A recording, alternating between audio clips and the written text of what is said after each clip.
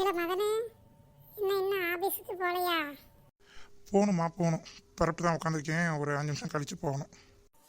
இல்லை உன் பொண்டாட்டி என்ன வீடே தங்க மாட்டேங்கிறாள். அங்கிட்டு இங்கிட்டுன்னு எங்கிட்டாலும் சுற்றிக்கிட்டே தான் அலையிறாளே தவிர வீட்டில் ஒரு நேரம் ஒரு பொழுது தங்குவோன்னு தங்க மாட்டேங்கிறா. என் வீட்டிலலாம் இருக்கிறதே இல்லையா அவள்? அப்போ எங்கே தான் போகிறா? அவள் ஃப்ரெண்ட்ஸ் மார்க்க கூட சேர்ந்து கதை பேசிக்கிட்டு சுற்றிக்கிட்டு அலைவாளாக இருக்கும். இல்லை கதை பேச வேண்டியதுதான். அதுக்காக என்ன வீட்டில் ஒரு வேலையும் செய்யாமல் அப்படியே போய் உட்காந்துக்குருவா? சாப்பிட்றதுக்கு மட்டும்தான் இல்லை வீட்டுக்கு வரா, மற்றபடி அங்கேயே தான் கிடக்கா.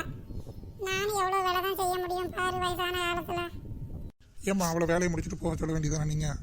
இல்லை காலையில் சாப்பிட்டுட்டு போயிட்டு ஒரு 10 மணிக்கு மேலே வரேன்னு சொல்கிறா. ஆனால் வர்றதை பார்த்தா 1:30-2 மணி ஆயிடுது.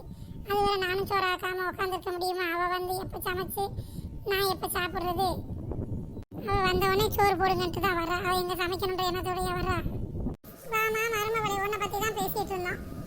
தெரியும்ல உங்களை பற்றி. நான் இல்லாத நேரம் மதன் எண்ணத்தையால் போட்டு கொடுத்துட்ருப்பீங்க. இன்னைக்கு என்ன போட்டு கொடுத்தீங்க? சி, உன்னை போய் நானே அப்படின்னு சொல்லுவேனாமா? நீ எவ்வளோ நல்ல மருமவ எனக்கு. உன்னை மாதிரி எங்கே தெரினாலும் எனக்கு கிடைக்குமா? இப்படிலாம் பேசுகிற ஆள் நீங்கள் கிடையாது. உங்கள் மகன் இருக்காங்கன்றனால இப்படி பேசுகிறீங்களோ? என்னடி என்னை பார்த்து இப்படி சொல்லிட்ட நீ? நான் என்ன அப்படியா உன்னை இது பண்ணி கொடுமை பண்ணிட்டு இருக்கேன்? சரி நீங்கள் போய் என்ன கொடுமை பண்ணுவீங்களா? என்ன நடக்குது இங்கே? அம்மா இவ்வளோ நேரம் அவளை பற்றி குறை சொல்லிட்டு இருந்தாங்க. இப்போ அவள் வந்தோன்னா அப்படியே பல்ட்டி அடிச்சிட்டாங்களே. இவங்களை நம்பி நம்ம இவள்கிட்ட கேட்டிருந்தோன்னா 2 பேத்துக்கும் மனஸ்தாபம் ஆயிரும். நல்ல வேலை நம்ம கேட்கல. இவங்க இனிமேல் 2 பேரும் நம்மள்ட்ட என்ன சொன்னாலும் அப்படியே விட்டுட்டு போயிடணும். அதான் நமக்கு நல்லது. மருமவளே, இன்னைக்கு என்ன சமைக்க போற? எப்பயும் நீங்கள் தானத்தை சொல்லுவீங்க என்ன சமைக்கணும்னு. சொல்லுங்க, சமைக்கிறேன்.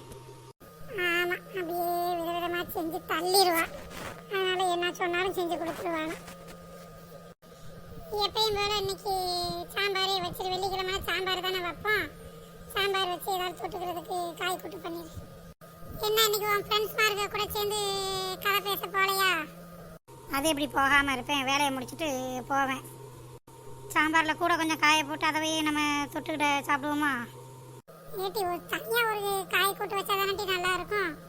சாம்பார் உள்ளதை சும்மா சாப்பிட்டுக்க வேண்டியதான், தொட்டுக்கிறதுக்கு வேறு எதுவும் வை. இந்த கிளவியை நம்ம ஏமாத்தலான்னு பார்த்தா அது நம்மளை முழுங்கிடும் போல. இல்லை மகனே, வேறு எதுவும் சமைக்க சொல்லணுமா? இந்த கிளவி சரியான ஆளுமா? அது சமைக்கிறதா இருந்தால் யார்ட்டையும் கேட்காது. நம்ம என்னைக்காவது சமைக்கணும்னா அதை செய்யணுமா இதை செய்யணுமா ஒவ்வொருத்தட்டையாக கேட்டுட்டு அலையும். ஆனால் இந்த கிளவி சரியான ஆளாக தான் இருக்குது.